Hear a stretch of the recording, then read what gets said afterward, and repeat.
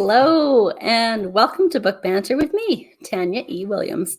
Today, I am excited to introduce you to a dear woman whose love and support of books and authors shines through in all that she does.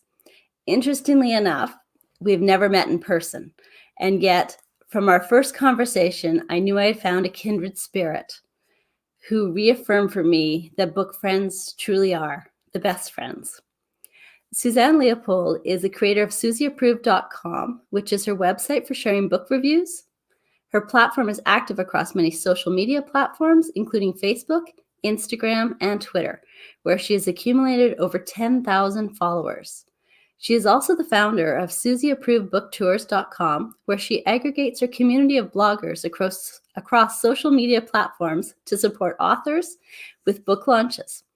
Suzanne has prior work experience as an accountant for Viacom and Unilever, where she put her CPA and MBA to good use. Suzanne has been a Westport resident for over 20 years and enjoys spending time with her husband and 2 teenage sons. When she isn't reading, she can be found at the local spin or Pilates classes. Let's bring in Suzanne. Hello. Hey, Welcome. Tanya. Nice to see you. Thank you. Thank you so much for joining us. This is our first book banter, so we'll see how we do. So I have to ask you, it seems like a dream job, actually, as a reader. How did you get started with book reviews and book tours? I was always, as an adult, I was always a reader. I don't know that as a child, I was so much of a reader.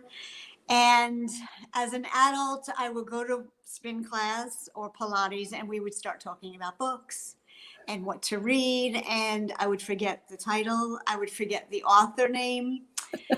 And then somebody in the middle of the class, I would remember, and we'd start, and I'd get in trouble by the instructor. I'd get yelled at.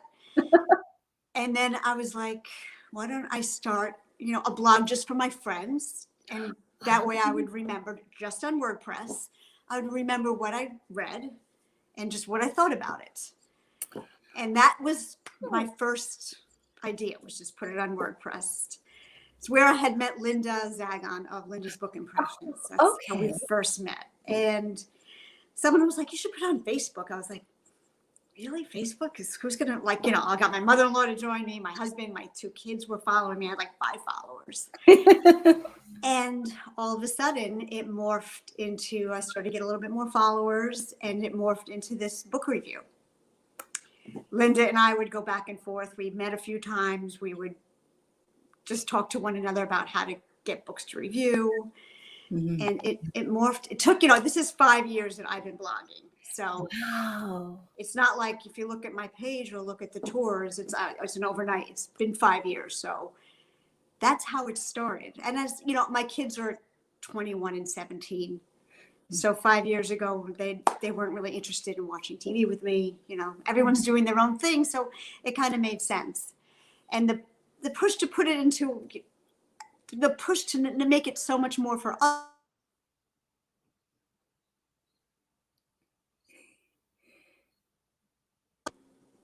Oh, we lost you there. No, we're back. Okay. The push to make it for other people is, I was once at the bank and somebody rolled down the window and was like, what are you reading? And I was like, I've got to make this a blog. So that's how Suzy Approved came to be. But it was really later in life. After I stopped working, I became a reader. I was working full time and my job got outsourced. And that's when I really became a reader. It was when I had a lot of time during the day. Don't tell my husband that. I wasn't doing the laundry yet. And they'll even say now, they're like, what'd you do today? I'm like, I was busy. I read a book or 3. Yeah. There's nothing wrong with that. That's for sure. But it's interesting because it does take time, for sure, to build any sort of endeavor, but to have it come from a passion from reading, from that, and then to morph it into something that makes a big difference in the lives of both authors and readers. The best way to advertise any book is word of mouth. it is, if a friend tells me about a book, I go and get it. It's that simple, right? And I think that's what you've created, is this friendship among readers where they can trust the reviews. They're honest reviews. If somebody doesn't like a book, they don't like it. And you can't write for everybody. It's impossible. So I think well done. I love it.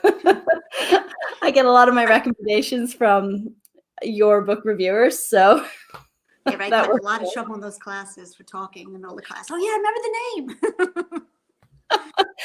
name. You're supposed to be working hard, and it's just multitasking in a new Yeah. form. That's all. Nothing wrong with that. Okay, so given the current state of world events, everybody is at home. Your services are definitely needed, and they're becoming a saving grace for many authors. Can you tell us a little bit about how book tours work? So the book tours are basically, I will get an offer from either a publisher, a publicist, or or I'm missing somebody. No, that's it, right? And they will send me the book, and we will talk about when they possibly want to have the book reviewed, what the book's about. I will typically look it over. We will time frame it. I will look at my blogger list, and I will see, some of the bloggers that have reviewed that type of genre before, Okay. or look at some who are new to the blog, look at to the tour business, look at some of the books they reviewed, and then I will pitch that book to those bloggers, and making sure I have enough time, whether the book, if the person's a digital reader, maybe the book is only digital. Last year with COVID, a lot of those books that were reviewed were only in the digital format because warehouses weren't getting the books out. So a lot of the reviewers had to pivot to becoming digital readers. Yeah, forced into it, sort of. Yeah, I can see that. NetGalley was used a lot more, or, Book Funnel, because we just couldn't get books out. And so that will start the process.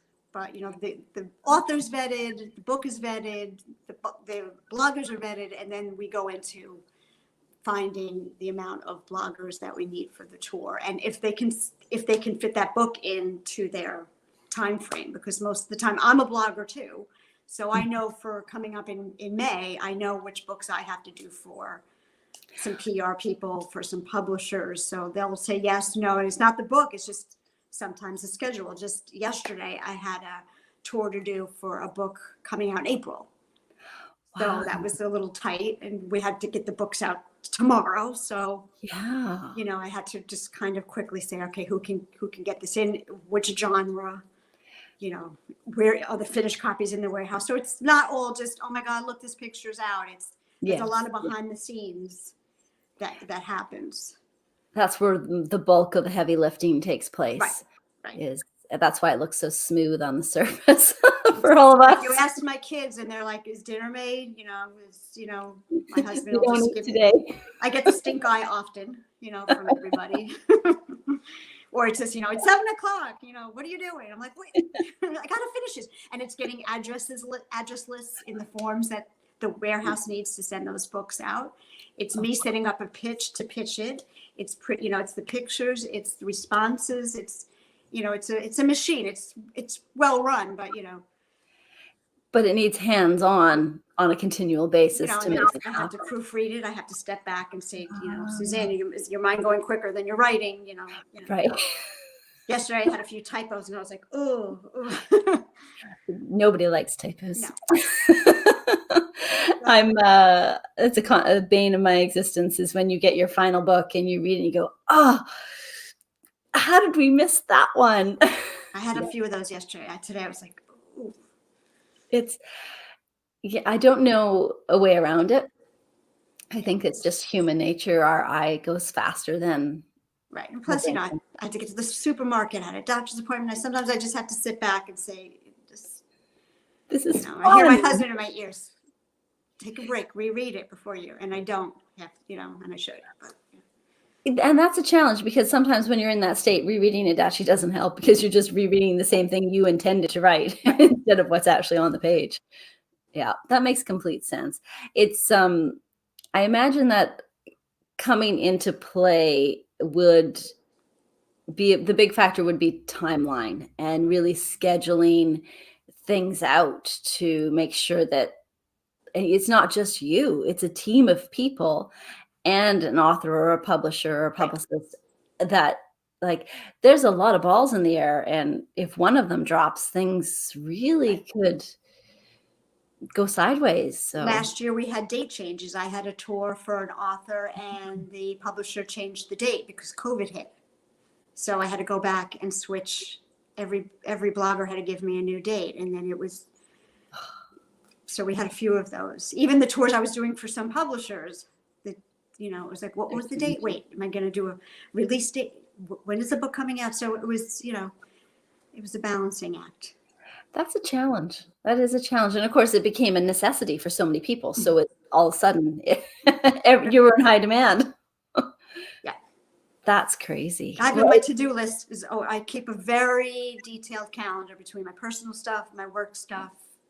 The good thing is I don't like to cook. So, Well, yeah. And they're 17 and 21? No. Oh my God, come on. When we were in COVID, the thing is that has helped the business, I think, is I live close to New York City. So when we weren't in COVID, I would go to a lot of book events in New York City.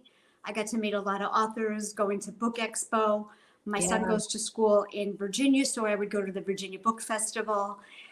And the kids really enjoyed me not cooking, and they could eat Chipotle. And, even now they're like, you're still here. What are you doing here? Like, it would look glamorous in the photos that I would post. Like I went to New York City and I went to Harper's event, but like I was home at 12 on a train that you don't want to be on with people like drunk. And then I'm walking the dog at midnight, and then I'm getting up at 6 because I got to make sure someone gets to school. So like you play, you pay, but the photos at the events are great, but then they look great. Yeah.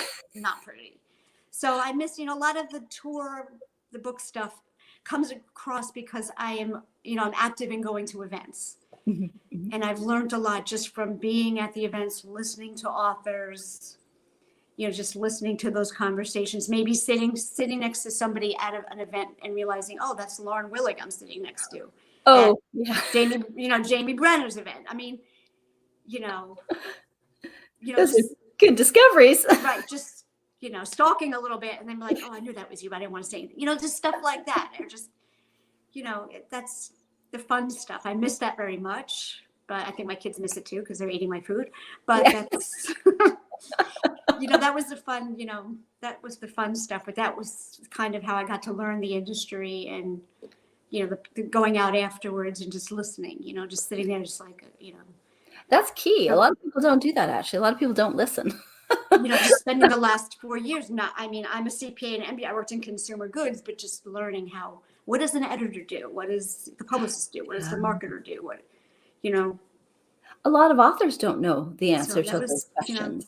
I still don't know everything, but I'm still learning. And that's what I love, that I'm still able to learn. And the landscape is changing, and it's continually morphing and shifting. And so all of a sudden you have different people doing multiple jobs as well, which is always, it's an interesting time, I think. We'll come out of COVID in a different state, but I hope with new appreciation for things. That's hopefully the silver lining. So I know from personal experience that your book tours are incredibly beneficial for authors, especially when it comes to new releases. How does a book tour benefit both an author and a reader? Well, I think, for an author who is maybe unsure of how to get their book reviewed, I think that brings the author and the blogger together. So I think once that blogger has posted the review, that author can easily then reach out and have a conversation with the blogger. And I think for the blogger's now touching an interface with the author. So where that was kind of like, oh my God, do I write that author? I want to review the book. that's taken away. That awkwardness is taken away. And I think it's the building of a community between the two that I think is rather nice. Where I think it's, when I was first a blog, I was like, oh, should I write to and ask for the book? What if they say no? What if they don't respond? So I think that eliminates. So it brings it's a community, and then when you have another book that comes out, it's easy. You already know that person. Right. It's the seeds are already planted to say, oh my God, Tanya's next book, I got to get it. I want to see what happens to the character. I love her, her flow of her writing. I want to see what she's doing next. So it brings a nice tone to the community. And I think that's exactly what it is. I think that because of the community you've sort of gathered around you, you end up with the most delightful and the most insightful book reviewers that I've probably encountered, because their interest goes beyond just this one story. They're thoughtful. They're incredibly thoughtful reviewers, and it's as an author, you see those reviews and you go, they got it. They understood where I was going, and I love that. I really love that. So I think it's it's a really good community that you've created, and I don't think there should be a gap between authors and readers. One doesn't work without the other. So, but I think it's hard. If you're an author, then you've also got to market the book. So I think that's, you see movie stars, they're not marketing they're marketing. That's what they do. They're actresses and actors, but you guys are writers, and then you got to market the book. So it's kind of a mixed match. It is. The tours make it easier for you to have that approach, that in between. And there's like a little bit of a bridge. Right. Because otherwise, who stands on the corner saying, buy my book, buy my book? Right. I think it's kind of weird. It's kind of like, And nobody really wants to do that, because you only want a reader who is actually going to enjoy your story to read your book. Right. It doesn't always happen that way, right? But that's where I think there's a huge value. And I think for readers, the value comes in where somebody's already vetted it.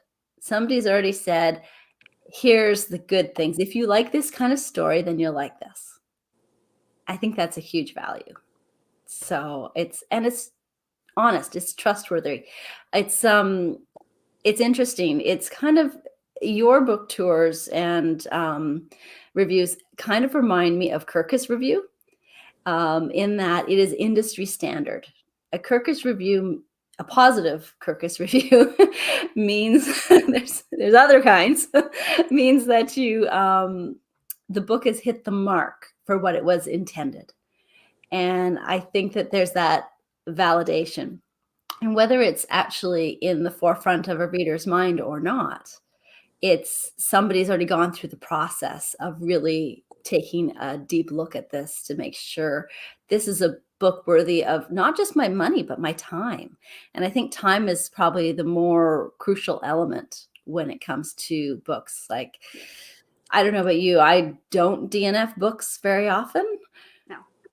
I know how much work goes into one, and I think there's got to be something redeeming in it. And sometimes there isn't, but it's very few and far between that it isn't. I think if you give the author the book space that they've created to tell you the story, they will. It'll come out. Yeah, So I think there's a huge service in what you do, for sure.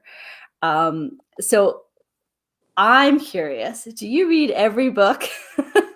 I used to, when the tours were smaller. I'll look at the summaries. I will try to read a few chapters, but at this, last year I did about 145 tours. Wow. And this year is looking the same. I will try to get a flavor. I'll look at some of the blurbs. I'll look through the book. But I get a sense, and a lot of my tours are a lot of repeat. And then any new author who comes on is a good hour conversation. So I don't take any tours blind. So I have a good sense, and I do some behind the scenes work before I accept the book. That makes sense. So That makes sense, because you don't want a book full of typos or, they've got to be, if it's self-published, got to be an editor behind it. Absolutely. I ask the right questions. Absolutely. That should be a always, if you should always have an editor, no Yes. matter what. It's, you may sit and write by yourself in a in a Because quiet you can self-publish, but I have to make sure, and I'm okay with taking every kind of book, but I just have to make sure that there's a process in place. Absolutely. Yeah. I think that speaks to the quality, and you don't want to represent something that isn't meeting the mark. Right. And I think that's why you can trust your reviews. That is it in a nutshell. So yeah, I think I do think that it has to be any book these days. You can't just write it over the weekend and slap it up. It needs to go through the process, and that's a service for everybody from the author to the end reader. So that being said, do you have a favorite genre? Is there a when I was younger, when I'm like in my 50s, when I was first reading 10 years ago, it was all historical fiction. I mean, it was like when I first blogged, it was like historical fiction, and thriller. But as I'm getting older, I'm moving into women's fiction. I'm moving into some poetry. As I'm aging, I'm changing. I'm still reading a lot of historical fiction, but I'm adding more genres onto my deck. It's just, we change, but I still, I was first very heavily into historical fiction. I still am. It's probably my first love, but I do read more. I'll read, I hate the term chick lit, but I read more of that. I hate that term too. Yeah. I read just more suspense, thriller, you name it. But I'm more open, I think, as I'm older, to reading more genres, where before, when I was younger, it was like, just got to read this. This is all that I read. This is the lane I'm in. Right. It's funny. When I first started blogging, it'll probably come into another question, there's a book I was on my radar. Nobody was really reading it, called Lilac Girls. And Martha Hall Kelly is now, I reached out to her, and I had like 50 people on my blog, and I reviewed it, and they let me do a giveaway. It was like, oh my God, okay, who's going to win? I can't let my sister win. Right. And now now I do her book tours, which is really exciting because the friendship, Yes. So that was like, it was, it was very interesting. Jamie Brenner was the first, Oh yeah. one of my first reads too. So even 5 years ago, I was starting to change up my reading habits, but years ago, it was just very historical fiction. And don't you find too now that historical isn't just historical? No. It's literary. It's It had memoirs in it. There is some suspense historical. There's fantasy historical. Right. I haven't quite wrapped my head around that one yet, but I was talking with a friend yesterday, and she was telling me about a fantasy historical novel, and I was like, wait, but how does that go together? Yeah. So The Brass Queen, which is on tour, is kind of fantasy historical. Yeah. And that's kind of, it's interesting. But to me, we're a new territory. Yeah. Really are. It's quite fascinating actually to see what we're, because we're so used to things recycling, like fashion and right. and things like that, and I'm like, wow, okay, but this is brand new. It's very interesting. So let's see. I have a couple more questions for you. Oh yes, I am sure there are many avid readers out there who are wondering how they can join your book review team. Do you have an application process, or is it currently open, or how do you become a book reviewer? It's always open. So basically it's emailing me. A lot of people will send me a note through Instagram and say, hey, how do I become a reviewer on your tours? And I simply just send them, we have a conversation with a few questions back and forth. It's always open. It's just a matter of I have to look over the Instagram pages or the blog, making sure that it's a fit. But it's a series of questions just to get an idea. It's a vetting process, but it's never closed. It's never closed. It's Okay. never So there's closed. But I don't have one of those. I don't have a Google Doc that you can go on and pick your genres. And then after I prove you, we go over the genres you like. And if I have a tour, it's all through email. Okay. But, you know, typically, you know, it's even if you were to email me through my blog, you know, I'm on my, you know, I'm on email too much. So. Yeah. I have to say you do respond very quickly. Yeah. Because I'm not folding laundry. You know, it's kind of a thankless job. It just gets dirty and rewashed again anyway. It's kind of like dusting.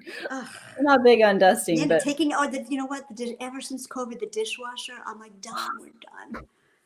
it's because everybody's home, so there's like double the Done. dishes. I've never seen our dishwasher run so much, to be honest. Gosh. I'm like, it didn't break yet. I'm like, I'm waiting for either washing machine, dishwasher to go. I'm like, this is just overload.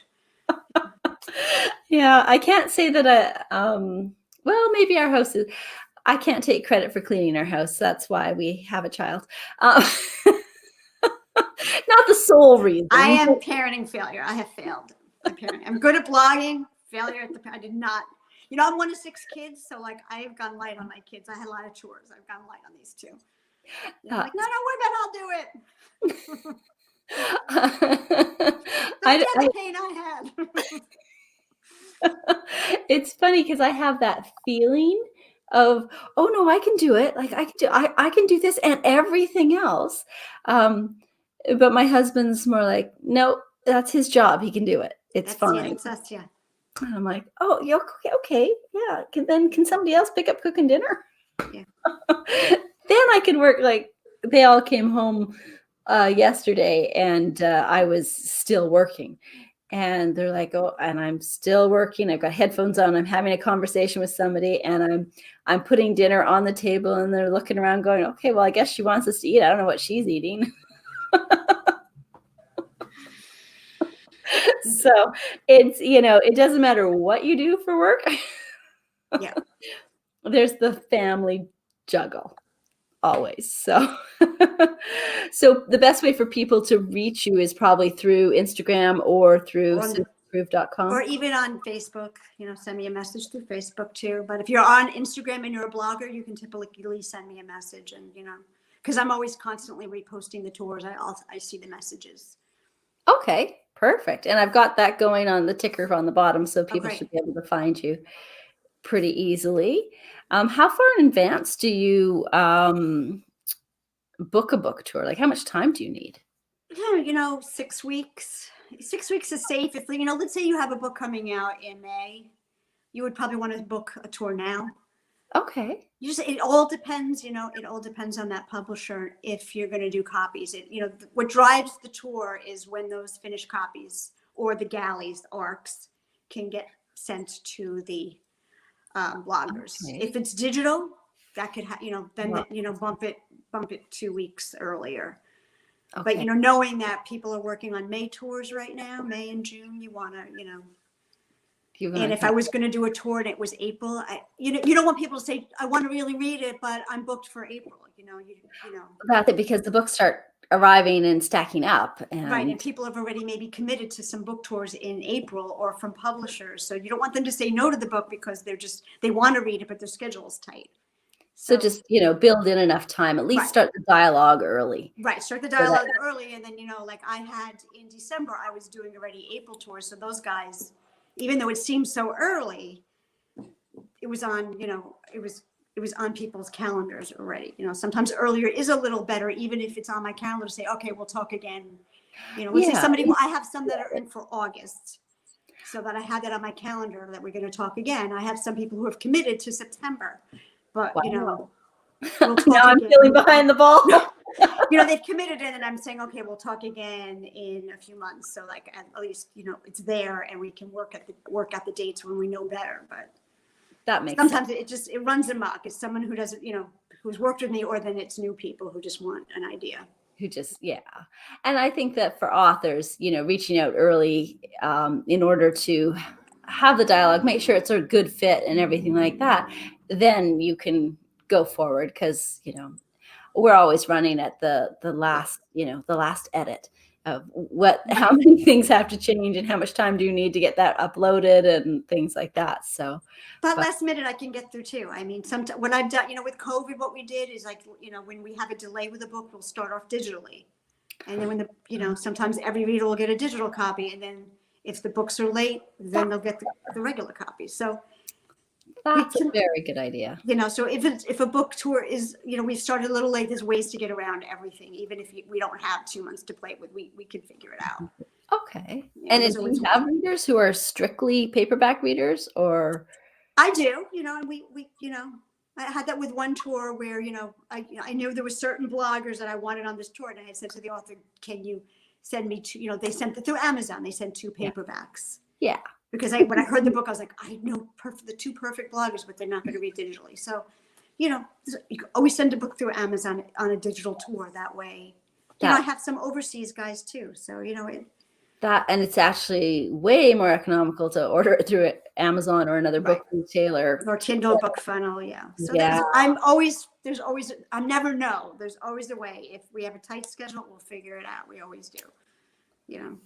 Your family just won't eat dinner. That's all. Yeah, that's all. I think what just opened up here.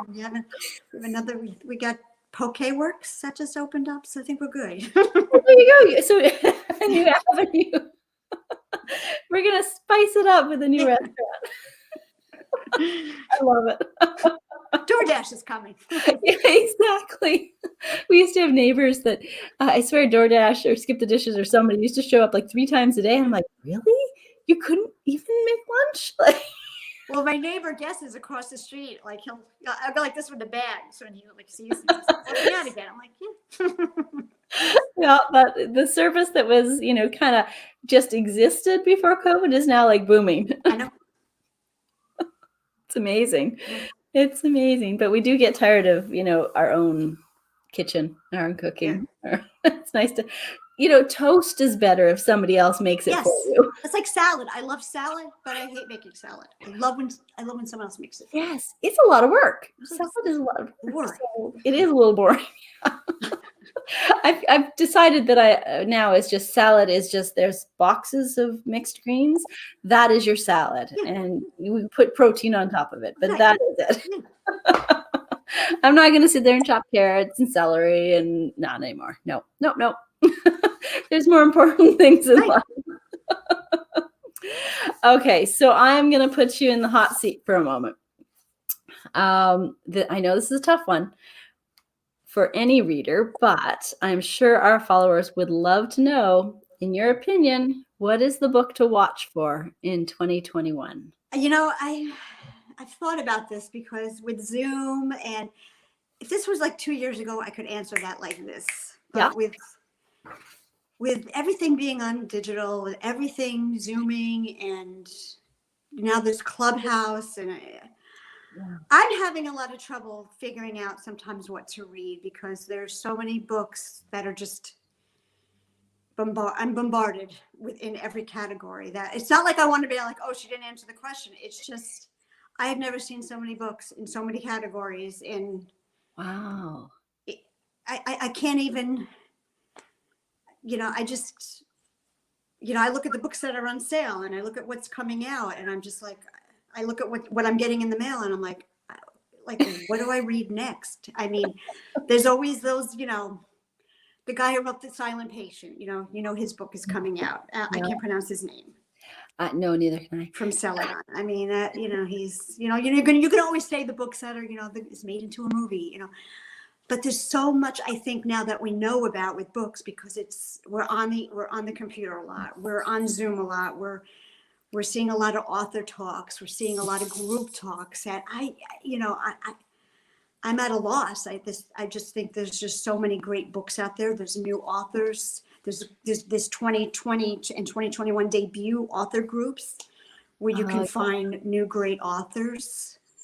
There's women fiction groups that you can find great authors and books that are coming down the pike. So it's like, for me, it's just, it's almost like I can't focus because there's just so many books every time on my feed. I'm like, oh my God, what do I read next? And then you see where you have Reese Witherspoon with her books, and GMA, and I don't know if you find that, but this is a different year because years ago I could definitely say, here's what I want to read. And now I'm just like, I don't know. It's funny because I actually had asked myself this question for a post that I'll be doing in a week or so. And I was like, how do I whittle it down to 5?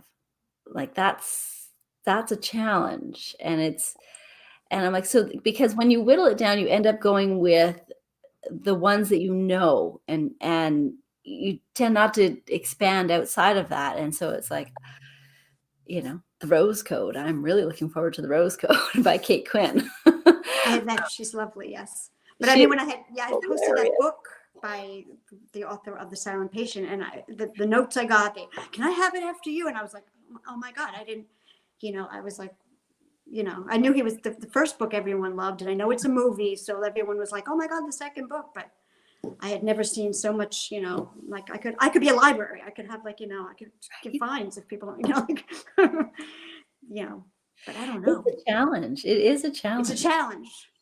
Yeah. It's a challenge. So we just have to wait for you to post your next review, and then we'll know what we're reading. Yeah, there's one I'm working on. The next one is on the bestseller list. I'm doing a review for Harlequin that I'm working on. And that book is on the bestseller list right now. I didn't know that when I was reading it. Sometimes that's better, I find. Yeah. Yeah, because then my expectations are just solely go from sentence to sentence. Yeah, hopefully I'll have it done by Sunday. But it's historical fiction, of course. Is it? Yeah. Okay. I'll be watching. Plus, I need more on my shelf. And a question for you, what are you working on next? Oh, I am working on, it's a little bit more historic. Well, okay. I've decided I'm probably not entirely a historical fiction author. I am probably a literary historical fiction author, because I do like to delve into, it's really about people. I like people and the mess we are and what we go through. So I'm working on a series that takes place in Vancouver, actually. So everybody's going to get all of our colorful Canadian U's and and all that. And I'll actually know how to spell things this time around. And it starts in 1927. Oh, great. So right before the world goes to muck, I guess, a few years before the Depression. So, and it takes place in a hotel. Oh, great. So it's, I'm hoping to be able to highlight some Vancouver history. It's not all pretty pleasant. It's actually a little bit shocking when you're so used to, as a Canadian, we're very aware of American history because it's just, you guys have so many more people than us. We have a lot more geographical space, but less people to fill it because nobody wants to live in the rocky, cold sections of Canada necessarily. So we're very familiar with US history. And then when you start sort of taking that magnifying glass to your own nearby city, you go, oh, we did that. Oh, that wasn't very good. And so I'm seeing things that make me sad, for sure, through our history. But I feel very much like if things evoke that kind of emotional response from me, and I didn't know about them until now, they're probably stories that are important and need to be told so that those people's lives were not experienced in vain. So there's always going to be that element of human strife. And it's mostly me trying to figure out how would I deal with it? What would I do? This is the norm. And somebody outside of that norm is not sort of in the fold. How would I deal with that as a person in 1927? So that's kind of where it goes. Although I have to say that this first one's a little bit lighter than the rest will probably be. I'll get you hooked on the setting first, and then I'll hit hard with the emotions. Sounds great. When can we expect that? Next year?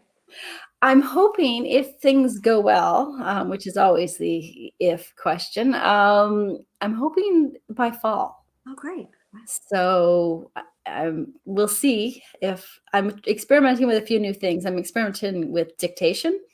So if that goes well, then I should be able to have, I'm hoping for sort of a late fall release. Oh, great. So, and maybe one, and maybe even a Christmas one. I'd really like to do a Christmas one, because a hotel at Christmas in 1927. Who would? Nice.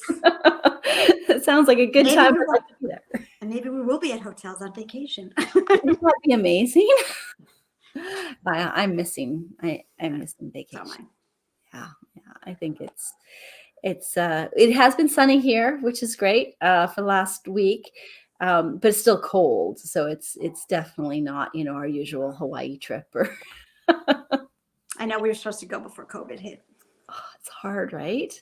And see my in-laws, and go to Florida and see people. And it's a challenge. yeah, That's sure. It's almost a year, so it's enough, right? Yeah, we were the first week of March. We were actually in Nevada at the start of a holiday when our Canadian health minister came on and said, if you're out of country, you need to come home. So it was a very fast whirlwind trip of 4 days driving and not knowing where to stop. And because we were so uncertain, we didn't have any data or any experience with it at that time. So it was, we drove all the way away from Washington State because they were so hard hit. And so we're like, the plus side is Idaho's beautiful. And it was great to see Twin Falls and all those things, but it was under a great amount of stress to do so. But the borders, straight through, no lineups there at all. There's always a positive. So, well, I think that I will be looking for your reviews, and I will be adding a few of those to my own list, because, if the book pile isn't leaning, it's not really a book pile. And thank you for having me. I appreciate it. Thank you so much for joining me. Thank you for being the first. It was great to have you. If you want to check out Suzanne's book reviews, head on over to susyapproved.com, and be sure to follow her on Instagram, Facebook, and Twitter. I don't know about Tanya's books. yeah. They're out there. Check out Tanya Williams' books. They're on Amazon. Where else? Where you can find them? Pretty much every retailer. Yes. Yeah, they are wide. Start her series, the Mr. Smith. Oh, yes. Oh, Bernice. Yes. She's not a nice character, but she's one to love to hate. So start a new series. Yeah, exactly. So I don't know about you, Suzanne, but my weekend is absolutely booked. Thank you. Thanks so much. Take care. Bye. Bye.